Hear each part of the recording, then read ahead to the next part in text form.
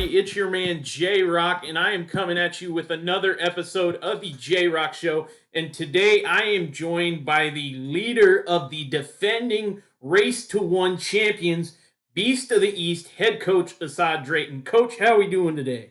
See, that's how you give an intro. Y'all heard that out there? That's how you give an intro. Pleasure to be here, J Rock. Yeah, appreciate you coming on the show today, and we're going to start getting right into it. Now, to start the show today, I kind of wanted to start by talking about the prep level in itself. A lot of prep athletes nowadays, they look more and focus more on stats rather than their situation and their development in itself. Do you agree with that statement? And when you look at the current landscape of prep basketball, what stands out to you?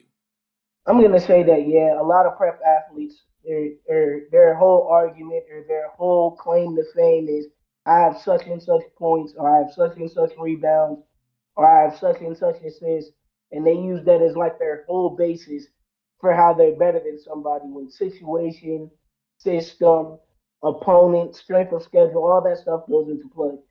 I don't want to say that it's necessarily bad, but to me, it's the wrong thing to hyper focus on.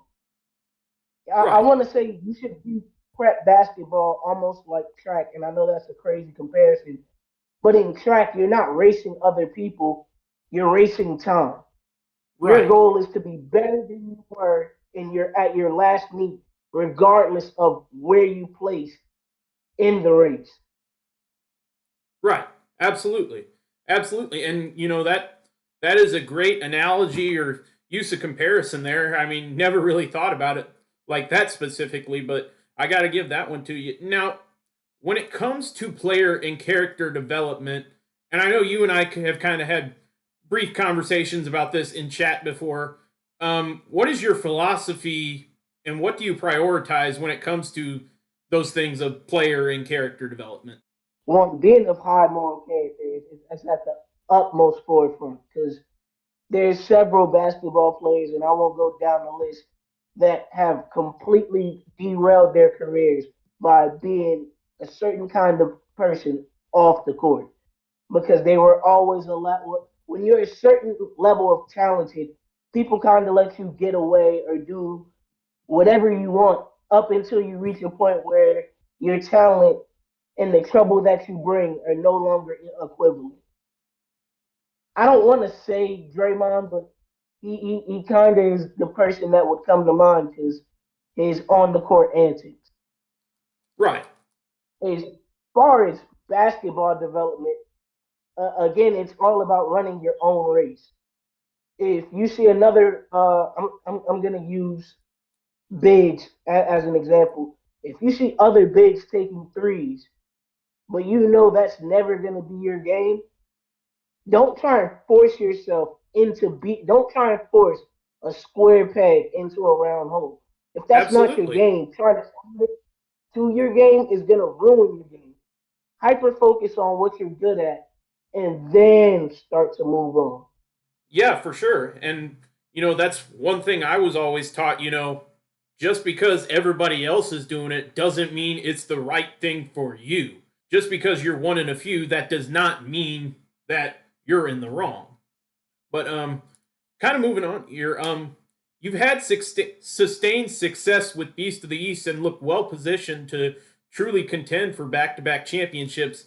I know as of right now you're focused on coaching Beast of the East, but I want to ask in the future, would you possibly consider taking a job in SimWorld U if it would be on the table?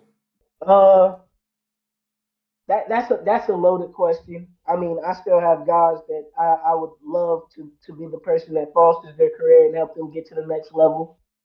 But I'm always upfront and honest. It would depend on the job offer and it would depend on the situation. I wouldn't just like if Oral Roberts that just lost in round one came and offered me, I wouldn't immediately just leave Beast to the East. It Right. would have to be the perfect scenario.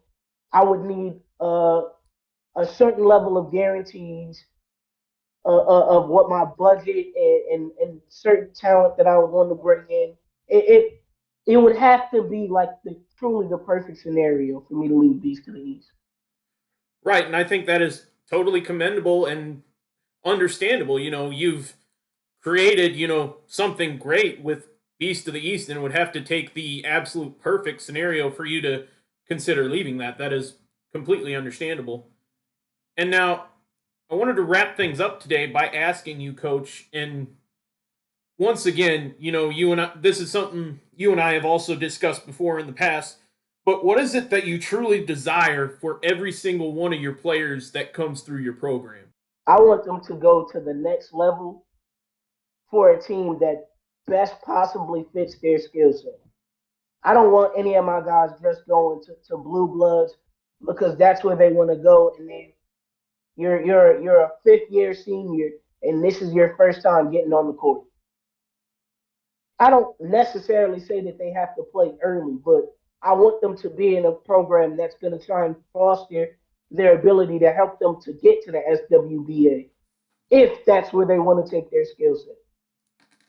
Right, Like, absolutely. for example, Isaiah is really big on going to Wake Forest. And I do think that's a school that would fit him. But Right. if Davis was give him more opportunities to grow as a player, I would try and nudge him in that direction. Right, yeah, and that makes sense. And you know, it's always said, and like we said at the beginning of the show, when it comes to it, it needs to be about what's going to give you the best situation to be successful and, like you said, get you ready for the next level if that's what you desire. Yeah, because I know everybody at first says like, yeah, I'm playing basketball because everybody wants to be in the SWBA. But as you grow older, some people there's a lot of pressure and a lot of media attention that comes with that. Maybe playing in Europe or playing in one of the Asian leagues or the NBL. Maybe that's more of my skill set, and maybe that gives me the life that I want. Right, absolutely. And I mean, it's still, living your dream, maybe not to the level or in the place you thought it would be, but it still allows you to play the game of basketball, more than I can't give an exact number, but at least 95% of the people in the world, they're not doing what you're doing. Well, alrighty, y'all, that's going to do it for today's episode. Coach Drayton, thank you for joining me. It's been a pleasure. Hey man, anytime. Me and you have had several conversations in private, and you're a great basketball mind. It's always fun talking to you. Well, I appreciate that, Coach. It means a lot. All right, this has been the J Rock Show. And as always, see the game, be the game. J Rock out.